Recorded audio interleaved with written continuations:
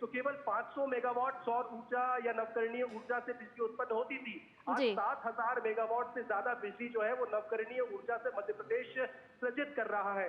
और मध्य प्रदेश कभी बिजली के मामले में दूसरे राज्यों पर निर्भर होता था, आज मध्य प्रदेश न सिर्फ बिजली के मामले में आत्मनिर्भर हुआ है, बल्कि मध्य प्रदेश आज सरप्लस स्टेट बन चुका है। ये वही मध्य प्रदेश है जहां के सोलर प्लांट से, रीवा के सोलर प्लांट से दिल्ली की मेट्रो को बिजली जा रही है। ये वही मध्य प्रदेश है जहां से भारतीय रेल को बिजली जा रही है और सरप्लस स्टेट दूसरे राज्यों को मध्य प्रदेश बिजली बेच रहा है। ये केवल ऐसे ही नहीं हुआ है, ये प्रधानमंत्री नरेंद्र मोदी की जो जिसे कहें कि लंबी प्लानिंग ऊर्जा को लेकर है, बिजली को लेकर है, ये कहीं ना कहीं उसकी वजह से संभव हो पाया है। अगर 12 साल के अंदर 500 मेगावाट से 7,000 मेगावाट बिजली केवल नवकरणीय ऊर्जा के जरिए अगर मध्य प्रदेश जनरेट कर रहा है, तो अब आने वाले समय में कई और प्रोजेक्ट्स हैं सोलर को लेकर देखा जाए तो सौर ऊर्जा को लेकर, तो एक मध्य प्रदेश उदाहरण भी सेट कर रहा है। आज ये मंच केवल बुंदेलखंड को नदी जोड़ के पानी लाने को लेकर सीधे नहीं देगा, ये मंच पंचायतों को, हर एक गांव को, जो मध्य प्रदेश के गांव हैं, उन तमाम गांव को सौगात लेकर आए हैं प्रधानमंत्री जी। आज ये मंच उस बिजली के क्षेत्र को और आत्मनिर्भर बनाने की और एक बड़ा कदम लेकर आए हैं प्रधानमंत्री जी कि किस तरीके से मध्य प्रदेश और समृद्धशाली बन सके। आदित्य, निश्चित तौर पर याद आता है वो समय कि जब मध्य प्रदेश को बीमारू राज्य कहा जाता था और कहा जाता था कि सड़कों में गड्ढे हैं या गड्ढों में सड़क, लेकिन आज हम देख रहे हैं कि प्रधानमंत्री नरेंद्र मोदी की जो दूरदृष्टि है, किस तरह से ऊर्जा का एक बड़ा हब मध्य प्रदेश बनता हुआ नजर आ रहा है।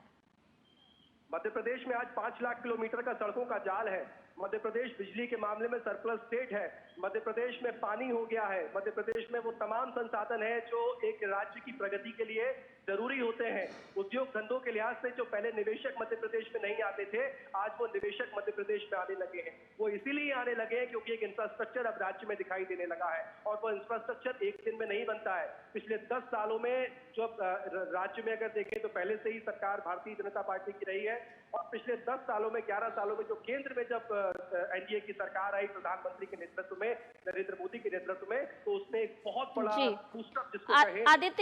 आदित्य आपको यहाँ रोकना चाहेंगे। प्रधानमंत्री नरेंद्र मोदी एग्जीबिशन को देख रहे हैं, उसके दृश्य हम लगातार अपने दर्शकों को बताना चाहेंगे। प्रधानमंत्री खजुराहो में हैं और जनता ने उनका भव्य स्वागत किया है और उसके बाद विदिशा, रायसेन, टीकमगढ़, अलग अलग जगहों में किस तरह से पन्ना, ये तमाम वो जगह हैं जहां ये केन बेतवा लिंक राष्ट्रीय परियोजना आपस में किस तरह से इन जिलों को जोड़ेगी। और इस प्रदर्शनी को देखते हुए प्रधानमंत्री नरेंद्र मोदी, साथ में मध्य प्रदेश के मुख्यमंत्री मोहन यादव, खजुराहो से सांसद विष्णुदत्त शर्मा प्रधानमंत्री नरेंद्र मोदी के साथ।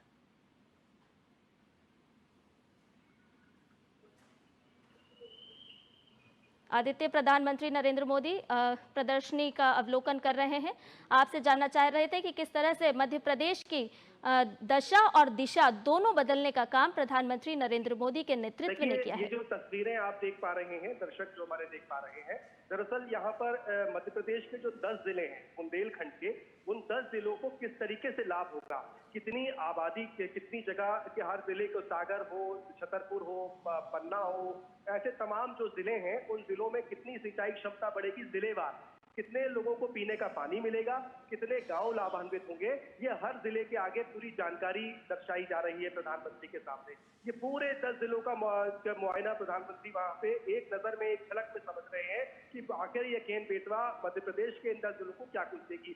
एक मॉडल है, उस मॉडल के जरिए एक पूरा बताने की कोशिश प्रधानमंत्री को की जा रही है कि कैसे ये प्रोजेक्ट सफल होगा। दरअसल कैसे पन्ना और छतरपुर के बीच में एक डोडन गांव में एक बांध बनाया जाएगा, वो 221 किलोमीटर की जो कैनाल होगी, वो कैनाल किस तरीके से बनाई जाएगी, कहां से वो कैनाल गुजरेगी और उस कैनाल के दोनों तरफ से सिंचाई एरिया, सिंचाई क्षमता किस तरीके से बढ़ेगी और किस तरीके से उस पानी को, अधिशेष जल को जो है वो बेतवा में शिफ्ट किया जाएगा और उसका लाभ प्रत्येक परिवार तक कैसे पहुंचेगा, ये बताने की कोशिश जो है वो इस पूरे मॉडल के जरिए देखी गई। और अब प्रधानमंत्री नरेंद्र मोदी जो है वो इस बड़ी परियोजना को लेने जा रहे हैं। ये मंच गौरवान्वित है, ये धरती धन्य है और हम सभी अभिभूत हैं कि हमारे बीच भारत के ओजस्वी नेता, एक युग दृष्टा, एक युग सृष्टा का आगमन हुआ है। अपने प्रिय प्रधानमंत्री जी को कोटि कोटि धन्यवाद करते हुए हम उनका स्वागत करते हैं और मैं अपने माननीय प्रधानमंत्री जी से विनम्र निवेदन करती हूं कि आप पूर्व प्रधानमंत्री भारत रत्न स्वर्गीय श्री अटल बिहारी वाजपेयी जी के चित्र पर अपने श्रद्धा सुमन भेंट करें। देवी सज्जनों, माननीय मोदी जी के द्वारा अटल जी को पुष्पांजलि आज केवल एक श्रद्धांजलि नहीं, बल्कि उनके आदर्शों और मूल्यों को आगे बढ़ाने का संकल्प भी है। अटल जी का जीवन संघर्ष, समर्पण और सेवा का प्रतीक रहा है। उनकी वाणी ने जो हमें प्रेरणा दी, उनके विचारों ने जो हमें मार्ग दिखाया, वे सदैव हमारा पथ प्रदर्शन करेंगे। बहुत बहुत धन्यवाद प्रधानमंत्री जी। माननीय प्रधानमंत्री जी, आप हमेशा देश के हर क्षेत्र, हर एक नागरिक, हर एक व्यक्ति की भलाई के लिए सोचते हैं और आज आपने बुंदेलखंड के विकास और समृद्धि को अपनी प्राथमिकता में रखा। इस हृदय प्रदेश को आपने अपने हृदय में रखा।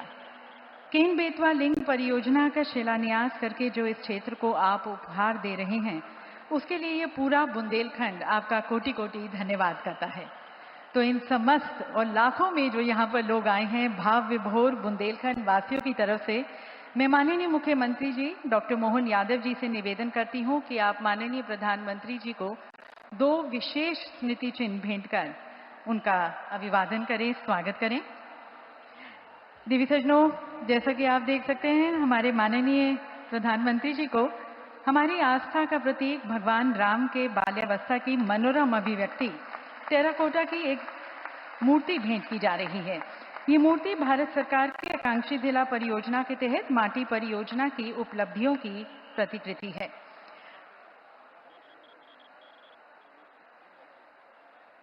बहुत ही सुंदर मूर्ति, भगवान राम के बाल्यावस्था की मनोरम अभिव्यक्ति। और अब मैं माननीय मुख्यमंत्री जी से निवेदन करती हूं कि खजुराहो के विश्व प्रसिद्ध कंडारिया महादेव मंदिर की प्रतिकृति माननीय प्रधानमंत्री जी को आप भेंट करें।